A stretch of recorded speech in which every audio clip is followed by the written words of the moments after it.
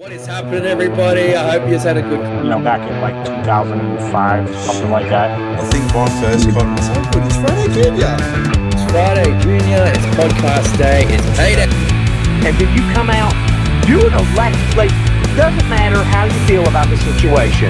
My name is Raff, and always before we start the podcast, because we just want to talk about it. We want to talk about music, and just share those stories and experience. This is my co-host, Kyle, a.k.a. the BeerBuddy. He is hailing you. This sort of weird era where they're sort of right in that post-grunge. Look, you're fighting the good fight in today's world. My war was fought 40 years ago, really. We are the two dudes who talk music, and we are here. Hey, I'm too quick on that air horn button, mate. How you doing? Yeah, that is amazing. I love it. You're second on the dude. Fantastic.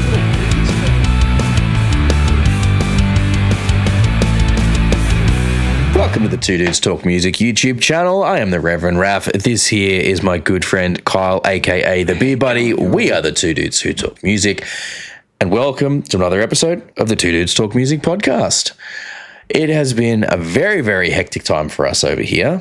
If you've been following along with everything that we've been doing, we have just finished a whole bunch of coverage, 3 full months of coverage leading up to Metal to the Max.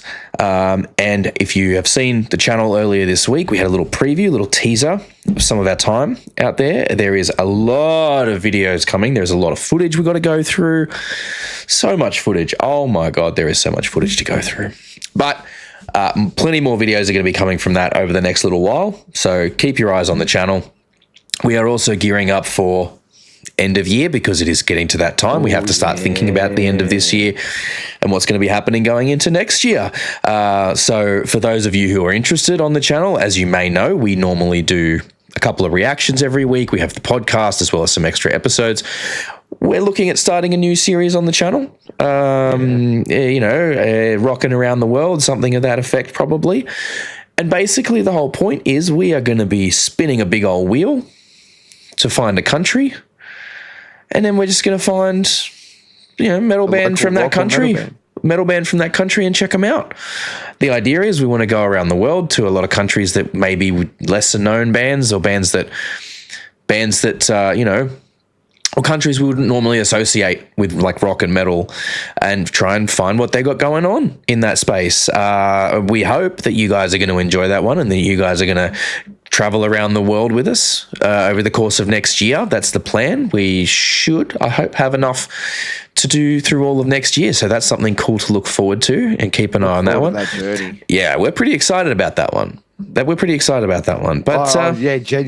very, very excited. Yeah, just to learn some new shit too. Yeah, I mean, as you guys know, we're always on the hunt for new music and new bands. So, if you know of any bands from countries that we tend not to associate with heavy metal, or that maybe are not as known for metal music, please feel free to let us know in the comments.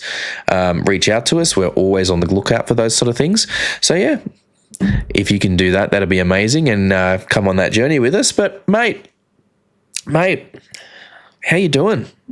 I'm good, man. I'm good. Kids are happy that I'm home. Wife's happy that I'm home. Yeah. It sounds like she had a bit of a rough 4 or 5 days while we were away. But it goes. But probably the worst thing is just readjusting to this humid climate.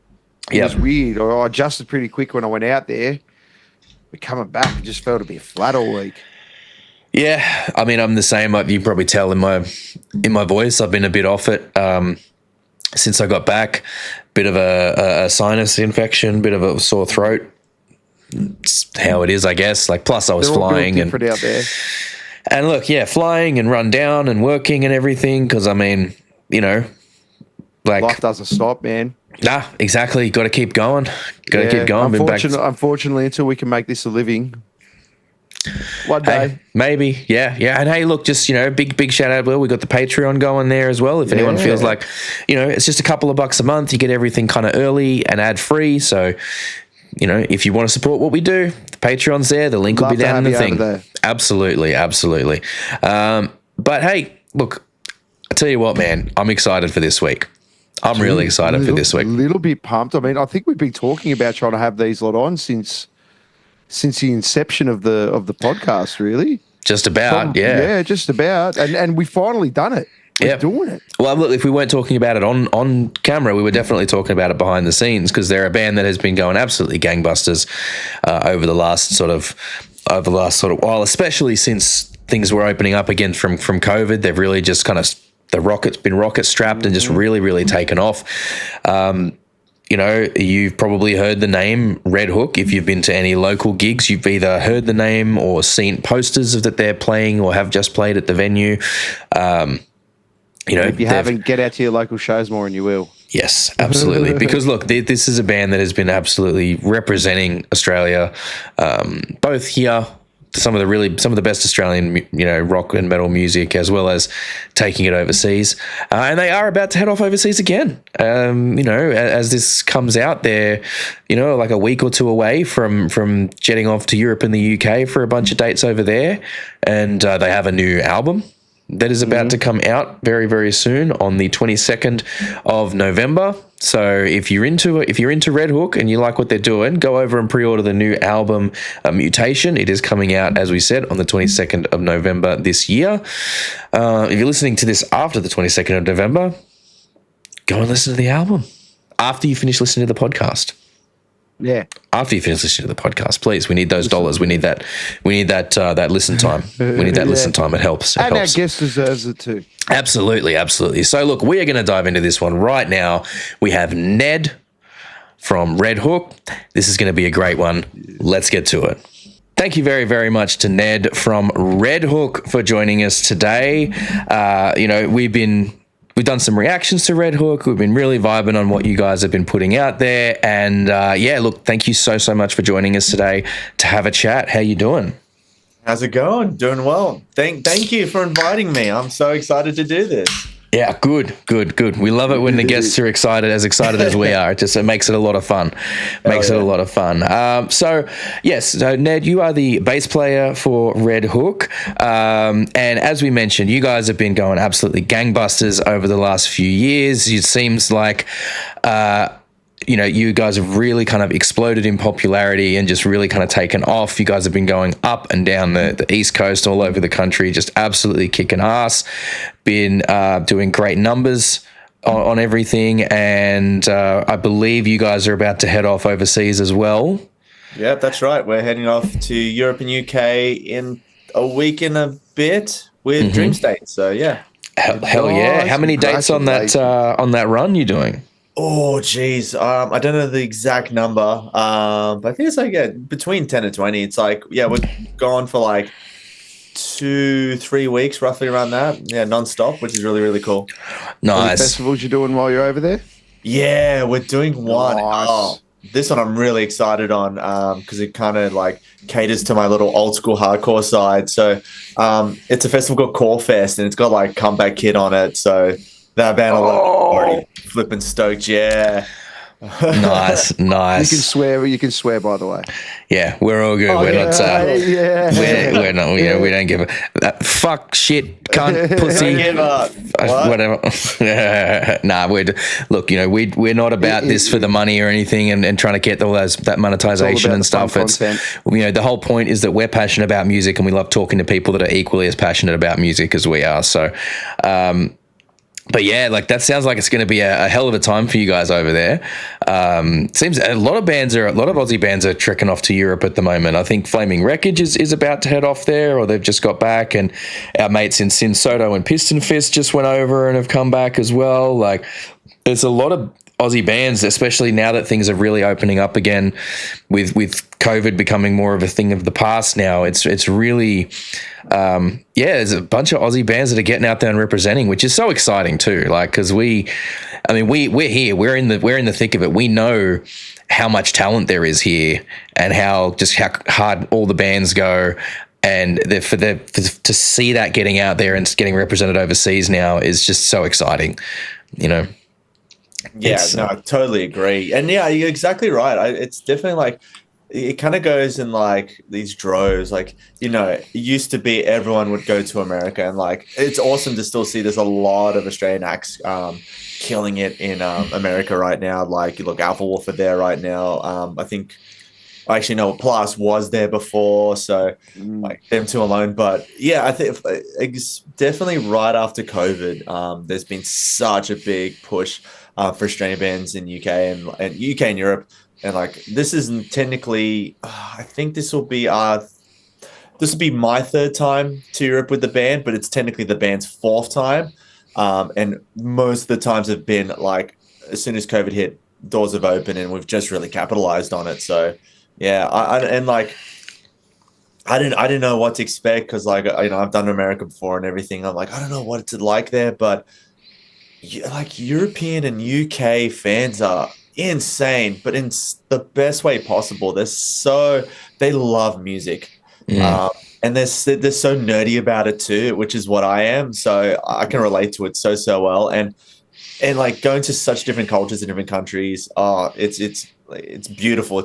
I can't think of one bad place I've been to. It's been absolutely phenomenal. So I can see the appeal as well. Hence why so many Australians are going now.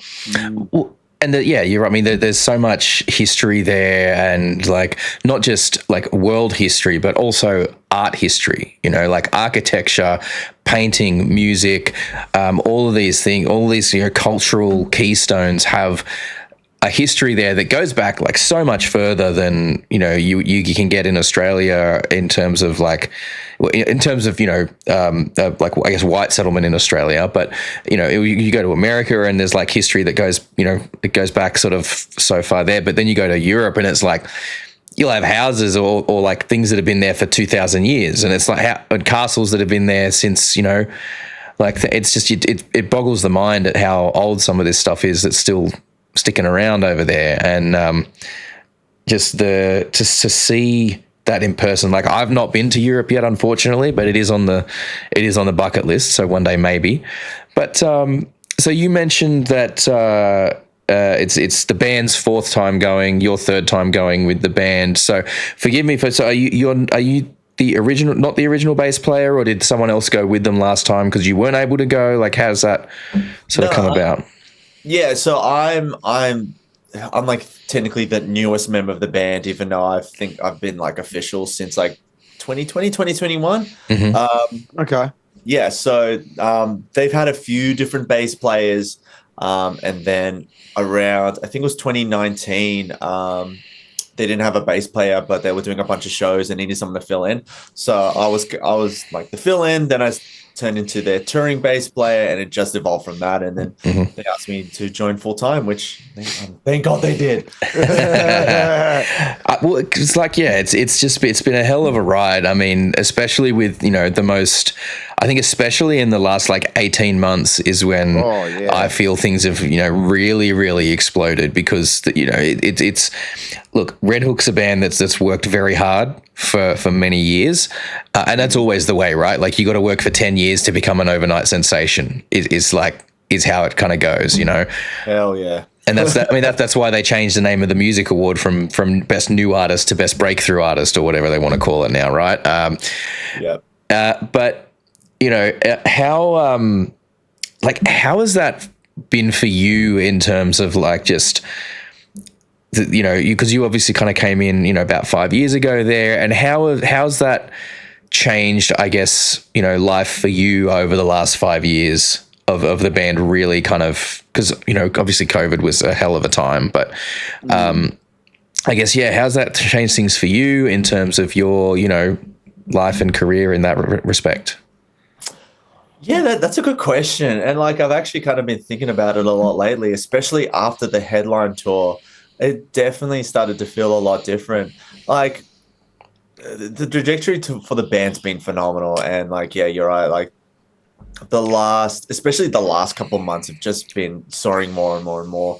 Like it's interesting. Like one side, I'm still working full time. Like I still feel like I've still got that side of my life coinciding with the RedHook thing. So like still doing that, but then when we actually start doing when we did the headline tour, like seeing the crowd, seeing the reactions we've got, the publicity, all the media and all the social media comments that we've been seeing, it's been insane. So yeah, I don't know. I don't know. I don't think I've got a grasp on it yet, because one hand, I still kind of feel exactly the same. But at the same time, like when we go and do these things, it's like, well, what the hell? Like you get to live that double life, right? Like you're working, you're an everyday kind of Joe working in your thing, and then you got I got to take a month off to go be a rock star for a minute. Yeah. Yep. And then you're coming back with the selfies with the crowd and stuff like that, and everyone's just like, "What did you do on the weekend?" Yeah, I did this. I did that. Oh my God. Like, I still remember the last time we were in Europe, we played Download Festival, which to this day is still one of, oh my God, my favorite show of all time. Like playing in the tent, we were second on. We had no idea what the response was going to be, and we had the tent completely packed out. There was people trying to get in, and like we took a photo, of course, and like when I got back home, everyone's like, "Oh, how was everything? How was the tour?" And I'm like, "Oh yeah, I did this," and they're like, "Wait, that's you?" I'm like, "Yeah." Hell yeah. And the response was like, "Oh shit, you're actually kind of popular." I'm like, "Yes." Yeah, man, that's amazing. I found you all from Postcard from a Living Hell. That's where I sort of cemented myself as a major fan.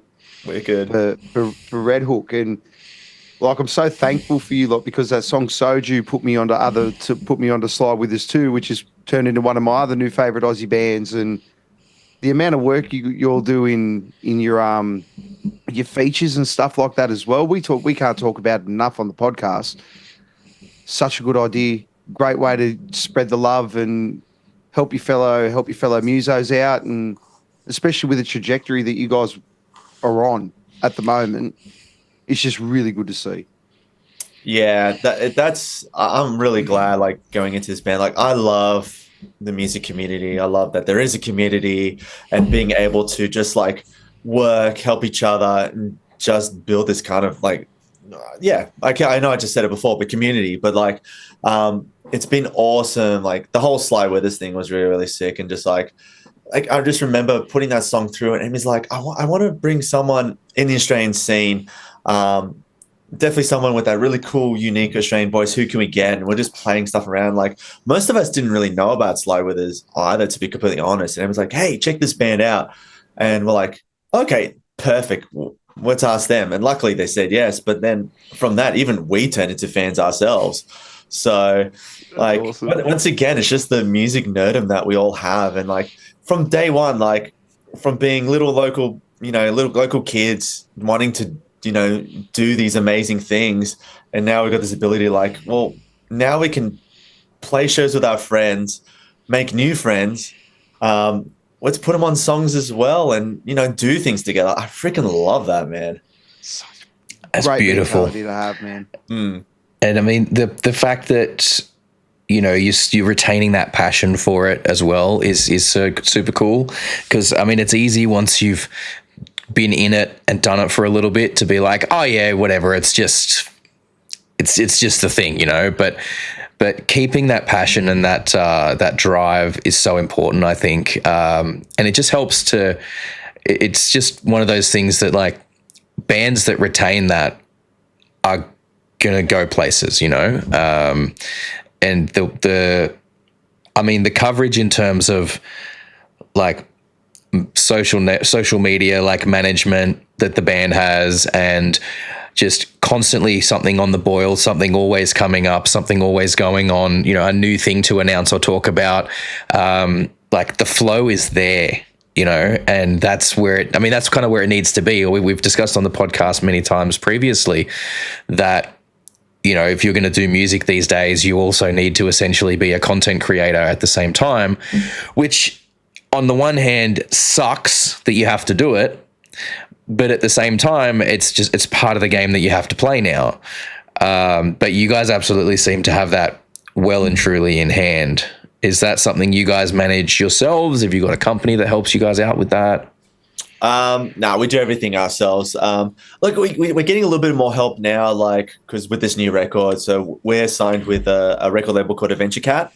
So Mutation's going to come out through with them. They've been absolutely awesome, and they've kind of helped us and like guided us with our social media. But everything before that has just been purely us. Everyone's super creative. I'm not. I'm terrible with social media. I like it. Like, I like to be a content creator, but I'm old school, man. Like, I'll go on YouTube and like watch those like long form, like 10-minute videos.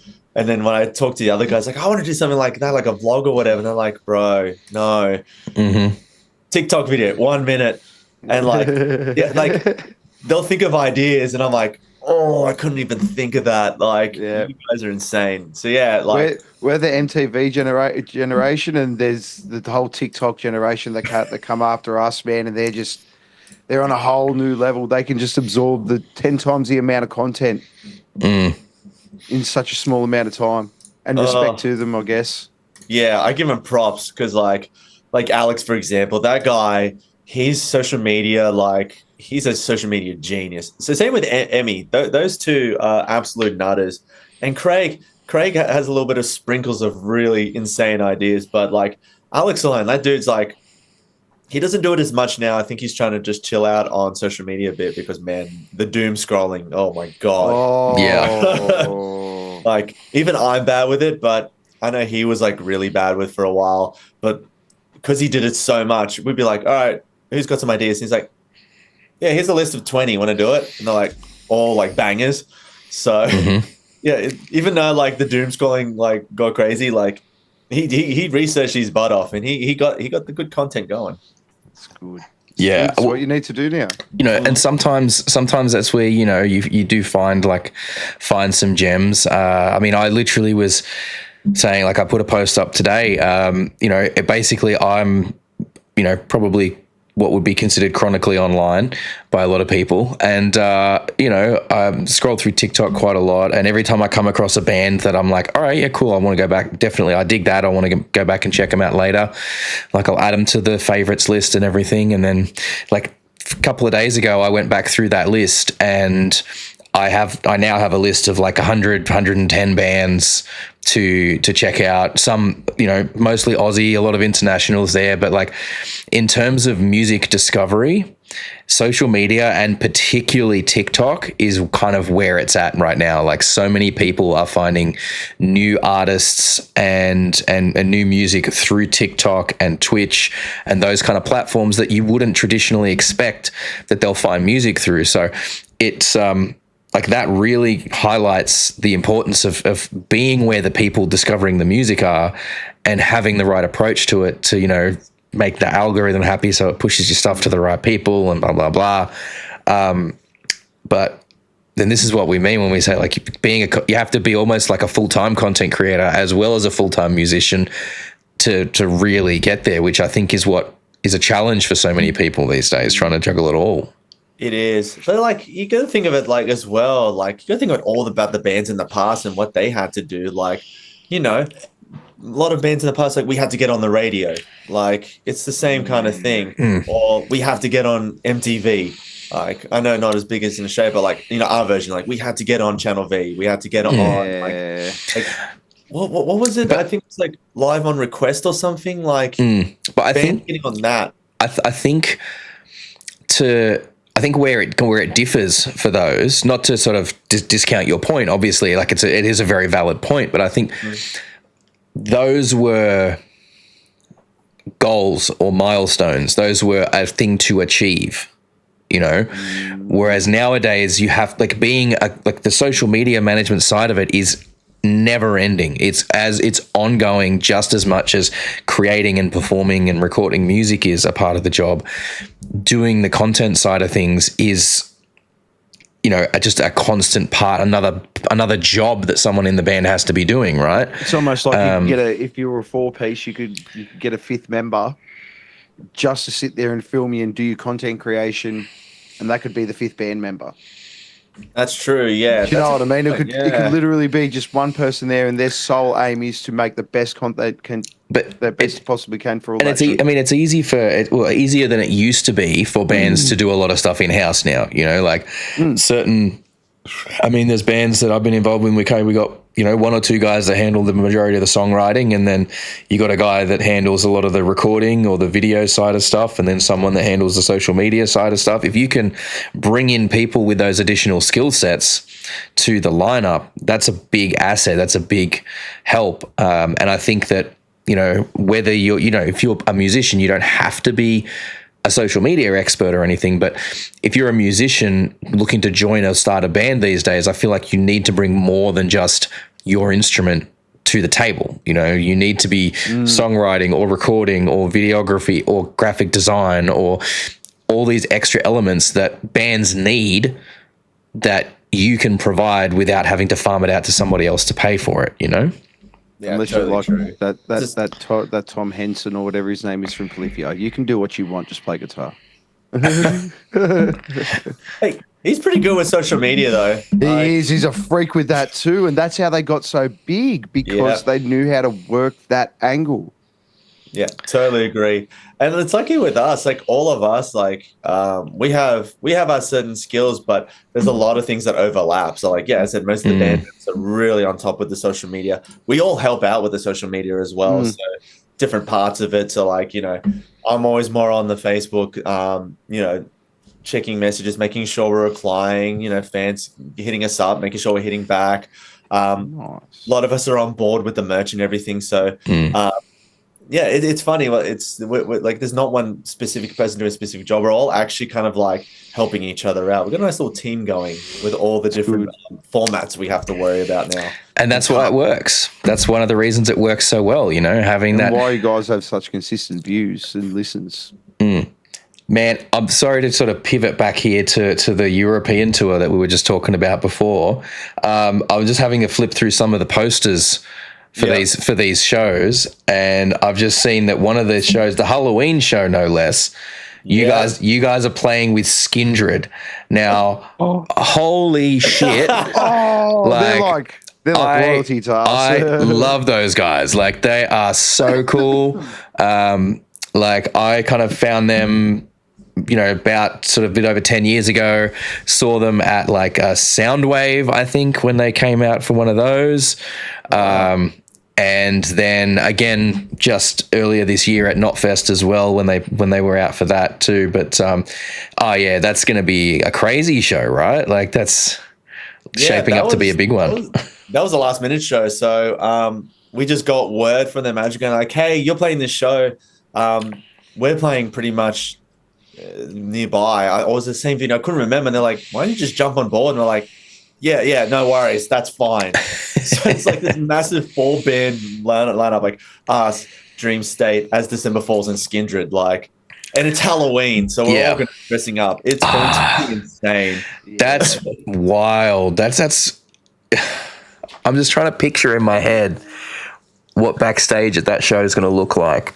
Oh, it's going to be packed, because we're all going to be hanging out, having a good time. I can't wait till Skindred come out and go, you see them crazy motherfucking Aussies out the back? Yeah.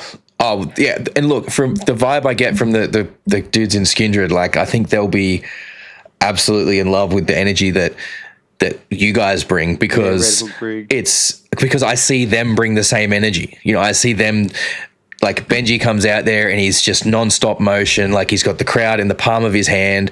He knows how to work them. He knows how to get them vibing and doing what he needs them to do. And that's the same energy that, like, you guys are up there. You're having fun and just loving life while you're up there, and loving that you get to be there in the moment with the crowd. Like, I was fortunate enough, I got to see that myself out on the recent tour at the Brisbane show. I was out there for that one, and that place was packed out. Like, oh my God. And y'all absolutely killed it up there. Like, it really is one of those things where you watch and you're like, because look, when a band's name starts being everywhere, it can be very easy to go like, okay, like, why should I care? You know what I mean? But like, I'm telling people that maybe haven't seen what you guys bring to a live show, that's why you guys should care. Like, that's what like the love and just the vibes in the place was so good. Everyone was just having a great time. The support acts were great. The show that you guys put on was incredible, and it was just it was everything that I love about music, and especially live music. You know, that's what I go to a gig for. That's what I want to experience. So, you know, just amazing work from you guys all around on that front. Thank you so much. That's made my day, because that's what we wanted. That's what we honestly wanted. We just want to make sure that everyone has a good time, because we're having a good time. We wanted to make it a show that people cannot forget. So hearing that back means, yes, we did it. Thank you. And they haven't got their heads stuck so far up their ass, they still come out to local shows. Yeah, like you guys still come out and support that stuff. And I bumped into Emmy at a local show, and I was very drunk. I didn't expect to see anyone. I wasn't working that night. I wasn't meant to be working that night. And then but it was so good to see. Yeah, no, we'll go to as many local shows as we can. Like, how do we find about new bands? Exactly. Thank you. You know, you guys need to, you know, you guys are still out there, seeing what's going on, finding out what's happening on the ground floor of stuff, which is so important. Finger on the pulse. I gotta say, like, I recently went and saw Scene Queen on her Australian tour not long ago, and she did an amazing job too. Like the energy in the place was really, really good, and I was just kind of looking at that, going like, next time she's out here, it has to be like Scene Queen and RedHook doing a thing, because like that lineup would just be, you know, absolute powerhouse.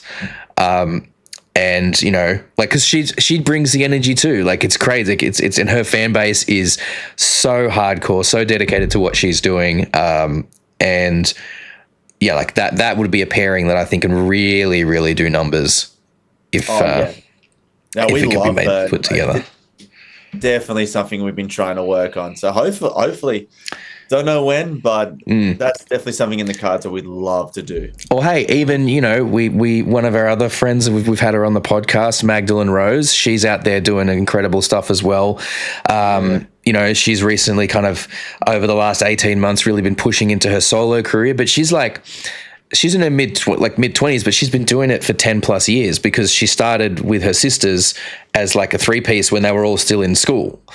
And they've just been out there doing it for like 10 years as a band, and then they're kind of going their separate ways. So she's now gone out there and is doing a solo career with it. And some of those tracks are just like monstrous. They're just enormous. So like if you know, I mean, well, we've been saying to her, like, she should come out here and tour, because she'd do really well out here. And I think, again, that's another one that would pair really well with you guys, because it's just that energy and the vibes would be right in the pocket, I think. So I've seen you guys have obviously got the new album coming out soon too. That is Mutation. Just after the EPs come out, the 4 singles, you'll get this algorithm stuff really good. I love seeing it. I've never seen a catalogue like that of a band that their first release came out in 2018. Yeah. Just keep releasing music, man. I have no problem with it. I'm sure and the fans quite clearly do not either. So far, so good. There you go. Yeah. So Mutation, it's out on the 22nd of November for anyone who is wondering. You can go and I think you can pre-order it now. Is that right? They can go head over to the website, pre-order it now. Yeah. So we are redhook.com. It's on there. But also, if you go to the 2400 website, the catalog's also available there. We've got a whole bunch of... Yep, doing the shameless plugs. We've got to do it. No, go for it. 100%. We've got a whole bunch of different vinyl color variations, some splatters, which are really, really cool. We have some left, merch bundles as well. So we've got all that going. So vinyl, CD as well. And yeah, 22nd. Cannot wait. Look, it looks exciting. I mean, I'm having a look at those splatters on the vinyl now. That's some cool. That's some cool stuff. Like, you know, I don't have a vinyl player. If I did, I'd probably be on that for sure. That's the only thing that stopped me from having like a stupid vinyl collection, is the fact that I don't have a player. And I don't want to buy one, because then I'll have nothing to stop me from saying, don't buy all those vinyls. You don't have anything to play them on. So Well, I'm that guy who actually I don't own a record player, but I own. But you got, well, they're collectibles now as well. People treat them like collectible items and everything. Yeah, especially if you got original presses from like the 70s. If you got older ones, like yeah. If you got older ones, yeah. Yeah. Did you see that? Did you see that's what that comedian did? He bought a whole bunch of VHS tapes and they were wrapped up. It was one that went out with Ariana Grande. Oh, Pete Davidson or whatever he bought. That's the one, yeah. Really? And he bought a whole bunch of he bought a whole bunch of them in like 2016 or something. And they're like unopened, they're mint condition. Yeah, mint condition, unopened, and he bought like thousands of these things. And then he goes, a Rocky went for 20 grand. An original, like a Rocky sealed. And he goes, he had 4 of them. Oh my God. Because people just throw them away. They don't look at, But so what can you tell us about this new album? Like how was the process recording and writing that album? Man, it was super quick because like as soon as like Postcard was done and we're finishing with all the touring, we were straight on it. It was like, yeah, all right, time to write record number 2. We were just like, let's see what we can do. And like even the songwriting process went for a couple of months and we were like pretty much ready to rock. I feel like it didn't change too much. Like, it was like all of us and kind of like just jamming things through. Like Craig and Emmy are pretty much the main songwriters, so they kind of flesh a lot of the ideas out. Then like Alex and I will come in and see, add a little bit of flavor in and everything. And then when we've kind of got like the guts of it, we go to our producer Stevie Knight, who did Postcard, and so he did this record. So kind of did the same thing, but it was definitely a lot more quicker, for sure. Yeah, awesome. That's you're pumping them out, like really churning it out. But the thing is, they're all fucking bangers.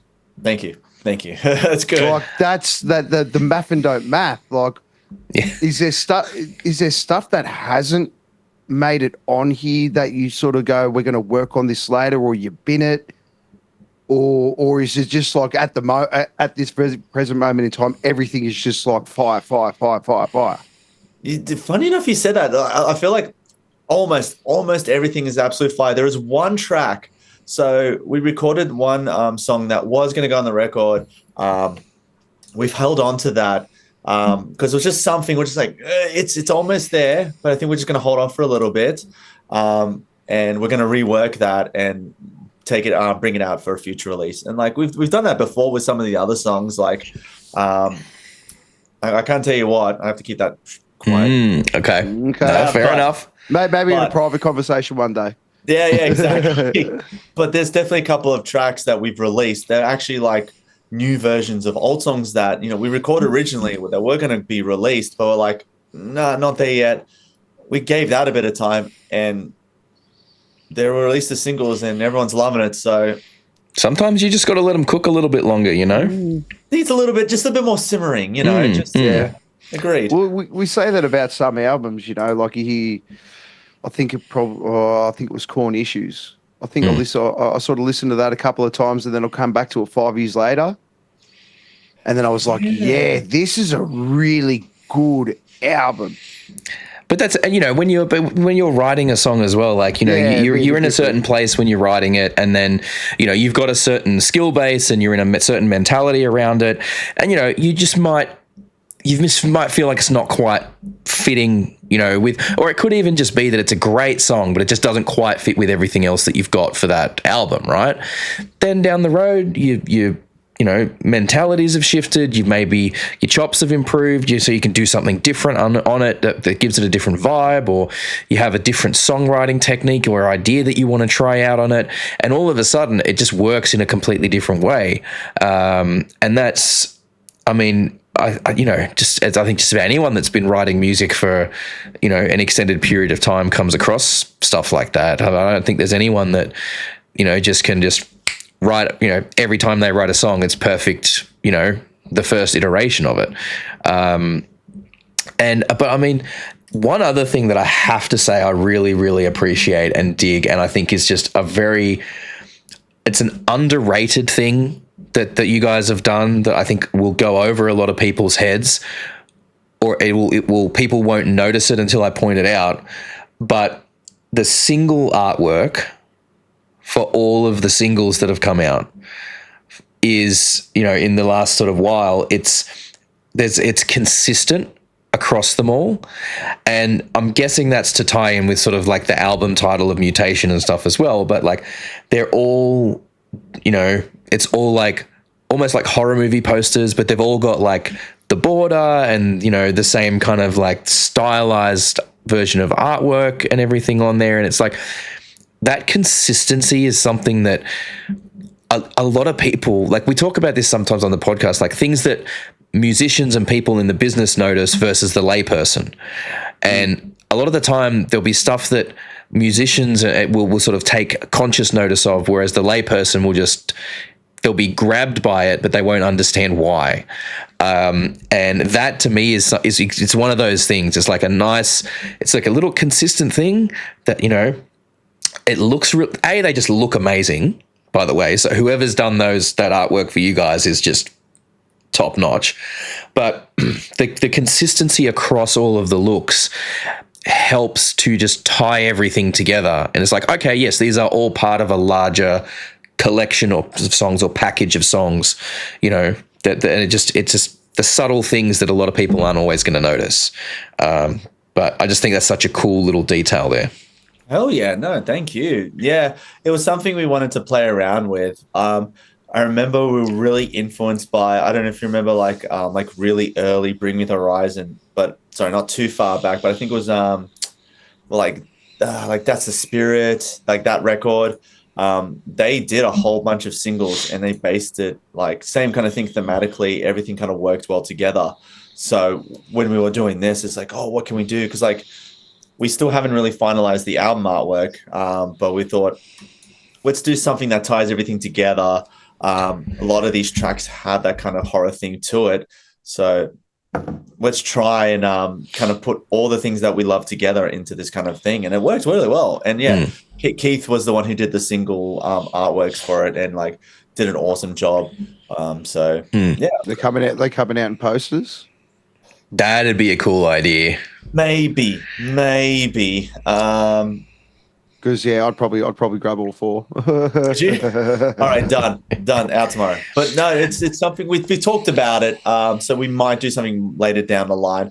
Like I think it will definitely be after the album release. We'll do some cool stuff like that. So if we do it, I'll give you a heads up.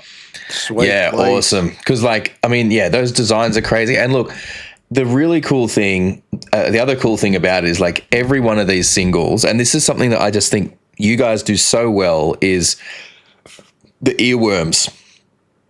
It's the hook, the chorus is always just gets in your brain and just loops and loops and loops and loops.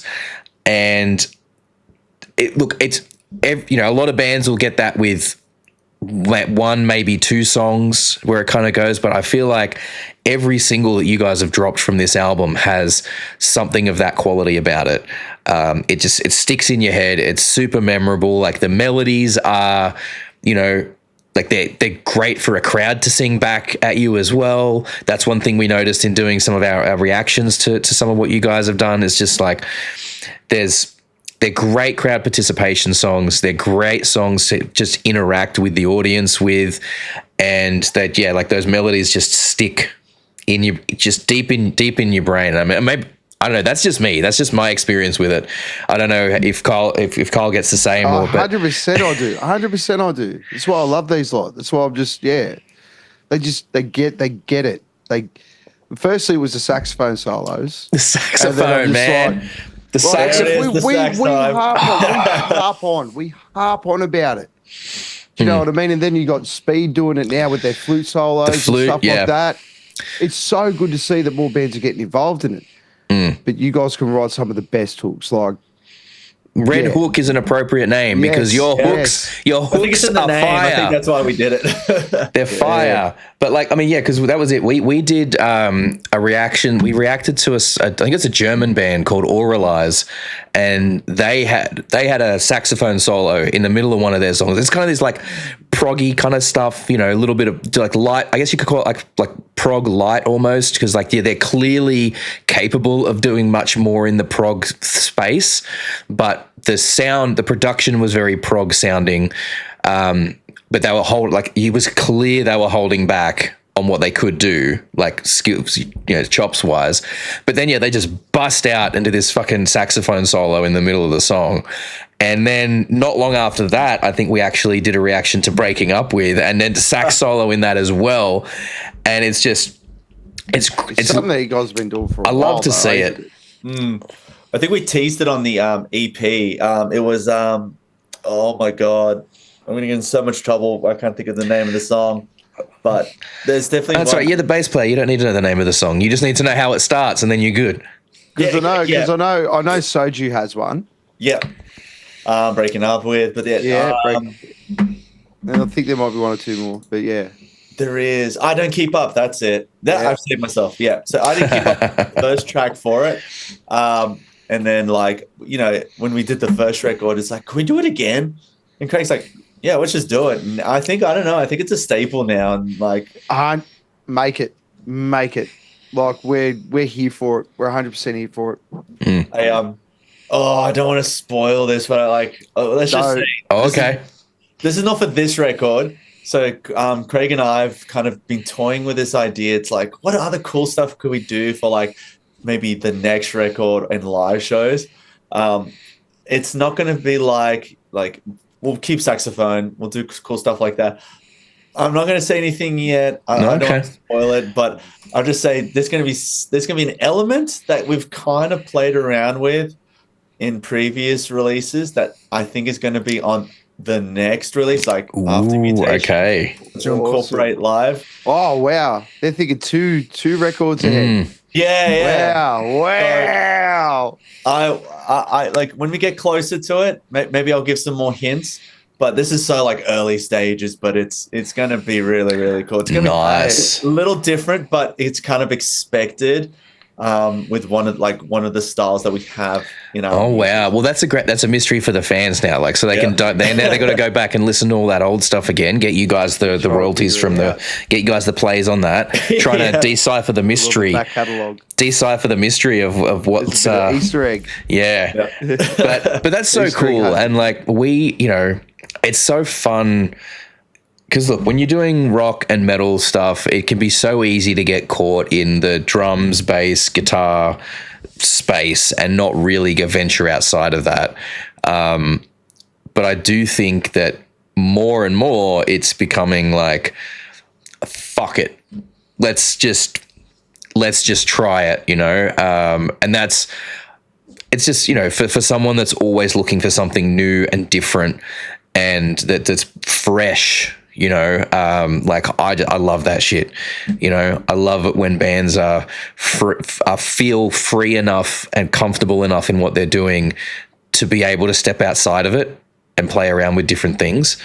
You only have to look at like the pop punk scene back in the day with Yellow Card. They were the guys that had the violin player. That was exactly.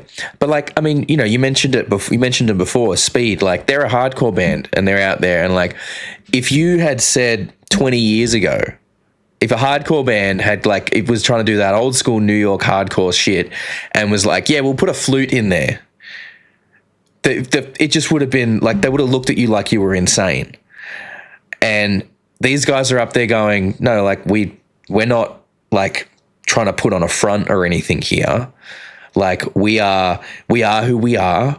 We're comfortable with who we are. This is what we do. And we're not gonna, and if anyone talks shit on them about it, it's just like they don't fucking care. It's like, I'm not gonna argue with a good hardcore band that's got a big metal stick in their head. And that's a band I'd love to get on here. If I'm being honest, I'd love to interview those guys. I've got to go get to a show. I've got to get to a Speed show. Well, I saw them live for the first time at Knotfest, and they just slayed it. Like they were, but it was they're on stage at Knotfest, but the way they're doing the show is the same way that you would expect at your local PCYC hardcore show with like all their mates jumping up on stage and dancing with them and like switching instruments for different songs for different people to do like vocals or guitars or bass on different songs and everything. And it's like, I love that. Everything. That's what you go for. Everything that you like, everything that people would look at and say, okay, if you're gonna get serious about doing it, you have to stop doing that. That would ruin the appeal. Like if someone said to Speed, nah, chill out, just go be an average hardcore band. They'd be like, no. Exactly. Exactly. And that's why in less than 5 years, they've gone from forming the band to playing on Knotfest and touring America. Because they signing know a Nike deal. And signing a shoe deal, man. Oh, they got the shoe deal, man. Like that's crazy. Like, and that's a band that know who they are. They stay true to it. And they're unapologetic about they're just complete. Yeah, unapologetic is the best word for it. So like, that's great. Hey, if anyone from Speed is watching, like, reach out. We got the. We'd love to have a chat. So slutting ourselves out. Look, but look, let's bring it back to RedHook. Sorry, we don't mean to like take the little detour there, but it's a podcast. We have to have some tangents. That's how that works. So, I mean, look, we've obviously talked a little bit about the album there, but is there what's your favorite song on the album? Oh, so there's two. Okay. Just because I can't, they battle each other constantly. So number one, it's already out, Dr. Frankenstein. That is that's actually my favorite RedHook song to date. Oh, nice. I absolutely adore it. Like I'm a sucker for just a sucker for a good melody, a good rock song. Like it hits all my buttons. Like the production's phenomenal on it. And to have Lucas from Holding Absence, that as well, like, to me, he's the GOAT, man. He's such an amazing singer, and like getting him on it. So that's my favorite song. The other one that competes with it is kind of the polar opposite. It's like the heaviest track we've got. It's new metal. It's got, it's so sick. It's coming out soon. So that's actually about to come out in the next couple of weeks. Mm-hmm. Mad. So, okay. Cool. I'm not going to tell you what that name is. No, that's all right. We'll keep an eye out for it. When it comes out, go, that's the song he's talking about. We'll have to keep an eye out for it for sure. I mean, look, Kyle and I are like new metal kids through and through. Like that's what we came up with when we were like back in the day. Korn and Limp Bizkit was some of the first albums that I owned. So it's like that's the new metal's right up my alley. So you know what? I think I've done enough secrets. I'll tell you. So the other song is called Bomb.com. So bomb.com. So that one, it's when you hear it, it's just got such great rhythm. It's heavy as hell. There's a kick-ass breakdown on it. Mm-hmm. Emmy's rapping. She's sounding great. Nice. The drums, even though Alex hates it, it sounds amazing. And he only hates it because there's so many amazing parts for him to remember. It's like being in a prog band. It's like, this bit and this bit. Nah. He gets to show off. It's all those extra little bits of flavor. Oh, there's flavor on for everyone, and like everyone sounds amazing on that track. So yeah, Dr. Frank and Bomb.com are my two favorite songs off the record. Amazing. Speaking of flavor, I want to talk to you about we're a little way into the podcast now. It's getting a bit later, so all the kiddies are now in bed. We can talk about it. The film clip for Cannibal. Oh yeah, okay, yes, that. Morning, people. We joked when we were watching it that y'all should put like the uncensored version on like Pornhub or something. Does there exist an uncensored version of that film clip?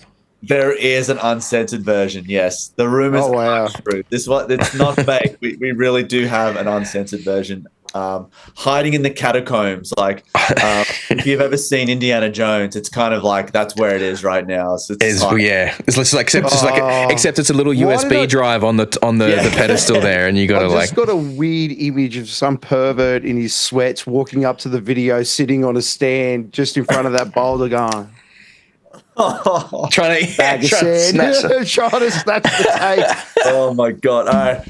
that has to be in a film clip now. Now you guys can use that one for free. We'll do something for it soon. That the process of shooting that clip must have been just insanity. Oh, God. Like it was. Yeah. What can you tell? Like, give us some stuff. Like there's got to be some fun stories and. Look, I can't tell you too much. I feel like Emmy's got to be the one that let's the secrets out. But Okay. all I can say is like that was the longest day of my life. Like we started at midday and finished like legit on midnight, and it really did feel like the beginning of the day like was chill. It felt very PG, but then the later it went, as you said, the kiddies are going to bed. Oh boy. The sauciness started to creep up a little bit. So yeah, I think by I remember like it was like the last take, and it got bloody. Wow. Like once people start to get a bit horny, it's just going to ramp up. Yeah, that's what it just got. Oh. And it was so weird as well. Like my partner was there, and I'm just like, I'm behaving. She's like, what are you talking about? I'm perving on everyone. So I was like, all right, fair enough. I mean, yeah. Look, it's amazing. It was a great video. All your videos are so much fun. Even the one prior to that we did the reaction for with the wrestling ring and stuff like that. That was And what was crazy? Fun. I was watching that. Because I'm like a wrestling fan. I've been a wrestling fan for many, many years. And I was watching that film clip and I'm like, wait, we got to go back. I'm sure I recognize that guy. And then I'm like picking out some of the Aussie wrestlers that I recognized like in the film clip there. But that just looked like so much fun. Yeah, that one was crazy. We did it with the awesome dudes in PWA. So we went into their training center up in I think Cabramatta, no. So up around that way. And they were absolutely phenomenal, really cool people. I've never stepped into a wrestling ring in my life, and that felt weird, man. Like as soon as we started playing, it was worse than a mosh pit. Like I almost fell down so many times. Alex's drum kit kind of just flew around all over the place. Like we didn't know what to do, but like we just kept going. It's like, nah, this is so much fun. And then some of the ideas they had, it's like, all right, we'll get the wrestlers to do some cool moves. And I'm like, oh, they'll do like a clothesline or something like that. And he goes, all right, first thing, we're gonna get the first wrestler to do a frog splash off the drum kit. I'm like, wait, what? And like I'm meant to be playing, and I just got distracted just watching her. Like that was maybe the coolest thing I've ever seen. Like what the hell? Yeah, they were on fire. They were absolutely phenomenal. So absolutely great and professional.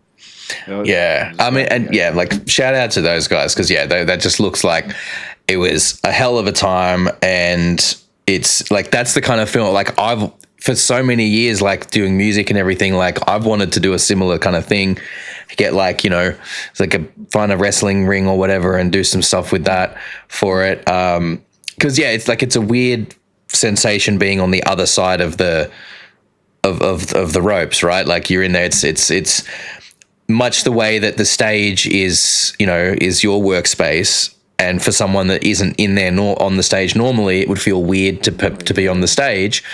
It's that's their space, and that's crossing. You go into that space and you're crossing a boundary into that space, and it feels, if you're not used to it, it feels unusual. Which is just, but that's what's like the fact that you guys work together and have something so cool to show for it is. That's amazing. And like, I bet that all those wrestlers are now, if they weren't already, are now fans of RedHook because, you guys probably would have been, you would clearly so respectful of what they were doing and what they were bringing to the table. So, and that's the thing now. I'm like, well, now surely there's got to be a wrestler somewhere that wants to use a RedHook song as their intro music. Like, please. Like, that's a goal for us. Like, we're wrestling fans. Like, we love it. Like, especially Emmy and I, we're old school, all the way Attitude Era, like, from there. Yeah. Like, we always chat about it a lot. So our goal is, like, if a wrestler could, like, if even they say, look, write a song for us as a theme song, we'll do it. Like, or even, like, any wrestling promotions, like, do a theme song for us. 100%. Don't care. Like, that would be such a dream. But no, I don't know. We'll see one day. Mate, with the way you lot are going, I would not be surprised. Yeah, you never know. And look, there's so many bands that are on, or wrestlers that are, you know, like it's like bands. You know, there's lots of people at that lower level trying to do something and build up and get bigger and everything. So and you've got, and look, there's more and more Australian wrestlers that are coming to the fore at the moment. Like, you've got people like Buddy Murphy, Rhea Ripley, Bronson Reed is out there doing really cool work. I just watched an interview that he had with Chris Van Vliet today. You know, I think Delta is coming up. She's about to show up with NXT. You got Tony Storm doing great stuff in All Elite Wrestling as well. Yeah. You know, there's just even people that kind of have been bigger and then gone back to, like, away from the bigger companies, like Tennille Dashwood's out there doing really cool stuff too. So, like, Aussies are really coming up in the wrestling world there too. So if you find someone that's, you know, if someone that's on the rise wants to use a RedHook song and, like, take that with them where they go, like, that can, you know what I mean? Like, that could really lift you guys as well. So it's like, and hey, you never know, maybe someone uses one of your songs, and then it gets really big, and then it gets to, like, they get to the big leagues, and then it gets to WrestleMania, and they want RedHook to come and perform it for them at WrestleMania, right? Get that motionless and wide moment. Oh, yeah. God. Oh, yeah. Yep. 80,000 people. We'll tell them it's 100,000, but we'll say 80,000 people out in that arena. Like, I mean, look, I was at WrestleMania last year, WrestleMania 39, and it was, look, as wrestling fans, it's a bit like being a heavy metal fan. You can't always talk about it with the people in your immediate vicinity because it's a bit of a niche thing. Yeah. But to be somewhere where I could turn to any one of the 80,000 people that were around me and we could have an on-par conversation talking about wrestling, and we're just as excited as one another to talk about it, is, you know, it was amazing. It was crazy. And the spectacle of that stadium was just,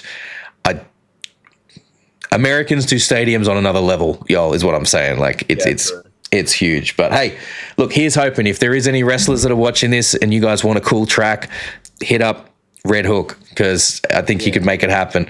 Rightio. Well, look, before we wrap this one up today here, I have a question that we want to ask you, because we have been trying to answer on the podcast recently a bit of a question that we've been pondering and discussing, which is who is the big four of nu metal? Now, how we've been doing this is getting lots of people's input and votes, and we're going to tally them, and then towards the end of the year, we're going to be sort of announcing the results of it. Yeah. But for this, we'd been asking our guests, you know, their opinion on who they believe the big four of nu metal would be, if such a thing was to sort of be solidified. So, if you wouldn't mind, what would, in your opinion, and then this is okay, it's more big four of the nu metal era. So, like, bands that now we maybe wouldn't consider to be nu metal bands. The other day? 94 to 2005. 94 to 2005 sort of period, right? Bands that kind of blew up in that space that at the time would have been lumped under the nu metal banner, because, you know, nowadays, like, you wouldn't really consider Slipknot to be nu metal, but at the time they were very much considered nu metal. You know, but if you could, who would you put on that list? All right. I think I can hear the rest of the members screaming it. I'm going to do the two easiest ones, because, like, no matter what, these two are the leading pack. Like, 100% Korn. Mm-hmm. Korn have got to be in it no matter what. I will definitely put Limp Bizkit in there as well. Like, the staple. The last two, All right, I'm gonna put these guys in here. They're one of my favorite bands of all time. They were lumped into it, even though they profusely refused to be part of it. I think I'm already writing it down because I think I know what you're going to say. But I know exactly what you're going to say too. All right, wait. Yeah, the Deftones. Yeah, there we go. Yeah. Look, I typed it before you even said surgery, it. So. I would have Chino's babies. Same. All right. Yeah, I'm a little bit of a fan. Look, I wouldn't be playing music today if it wasn't for the Deftones. Like around the first time hearing that, I go, all right, that's it. My life's changed. All right. Yeah. So I think they like, even though they're like, we're not part of this scene, it's like, look at them now. They're still absolutely killing it. I think they're bigger than they've ever been, and are so damn influential. And so superheroes didn't get to choose their powers; they were just given them. Yeah, true. Sorry, Deftones. Sorry, Chino. Man, you're one of the kings as far as I'm concerned as well. Yeah, agreed. Now, last one. Oh, this is a hard one, but it keeps pumping in my head, and maybe it's more like they were in my like top 4 of all time. It's got to be Linkin Park. Cool. Yeah, like they came in a little bit late, but they cemented themselves as royalty. Yeah, exactly. They were so influential. Like all 4 of those bands, like I just look at the legacy that they've brought to like music, but also just the new metal genre. Like every band that you can think of that said they were influenced by new metal, to me, was those 4 bands. Like, there's so many, like, to a lesser, like, honorable mentions.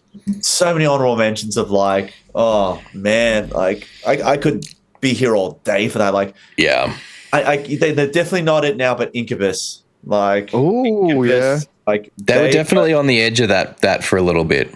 Oh. Easily, like they did Family Values tour when Science came out. Like Science was a new metal record, new metal funk record, 100%. You know, your Head PE, Stained. Yeah. I know they're a latecomer as well.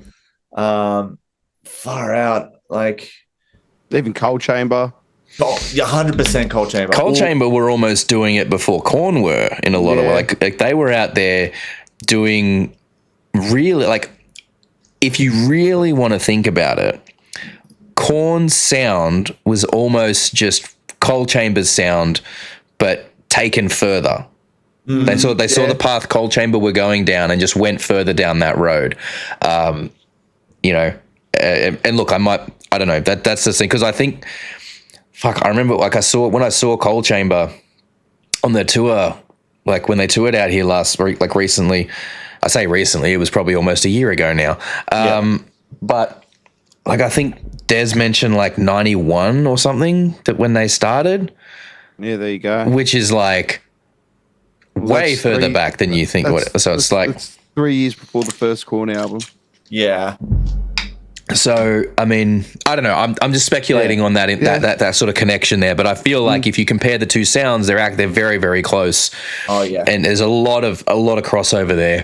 But even then, like you could go as far as to say what came in at that time, though, because I don't think really industrial metal was really in that space at that time. In that new metal thing, you can go Static X. You could probably say Rob Zombie or White Zombie. Yeah, more so than Rob Zombie. You know what I mean? There's so many honorable mentions in there, but. Look, it's starting to get very, very, very clear who. I've got the numbers. I've got the numbers, and it's very clear to me. Although it's interesting to see where things have shifted. Like we were getting some bands, a couple of but the top 4 rankings have kind of shifted a little bit. After being fairly stable for a while, so when we drop that video, it's going to be interesting to see what people think. But it's going to piss off a lot of people. But I think it's pretty safe to say, like, Korn's basically guaranteed to be on there. Yeah. I think almost every person that we've asked has said Korn, and it's the first one.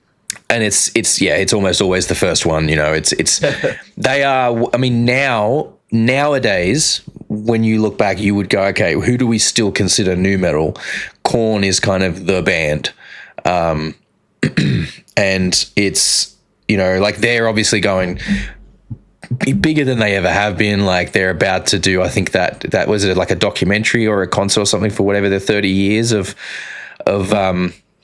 things. So like, you know, they're just they're an amazing band, and like I'm not going to Good Things because I would only be going to see Korn. I would only be going to see Korn, and I'm sorry, as much as I love them, I can't justify that price just to see them. That's understandable. So you stuck with my content this year for Good Things. Yeah, it'd be Kyle's coverage of Good Things, but I will almost certainly be going to Knotfest, so you know, get to see them. But awesome. Well, look, we will have lots of links and stuff down in the description for everyone to follow RedHook and what you guys are doing. I'm pretty sure it's nice and consistent. It's like we are RedHook on basically everything, right? Yeah, pretty much nearly every single format. We are RedHook. So yeah, perfect. That's going to make tagging everything nice and easy.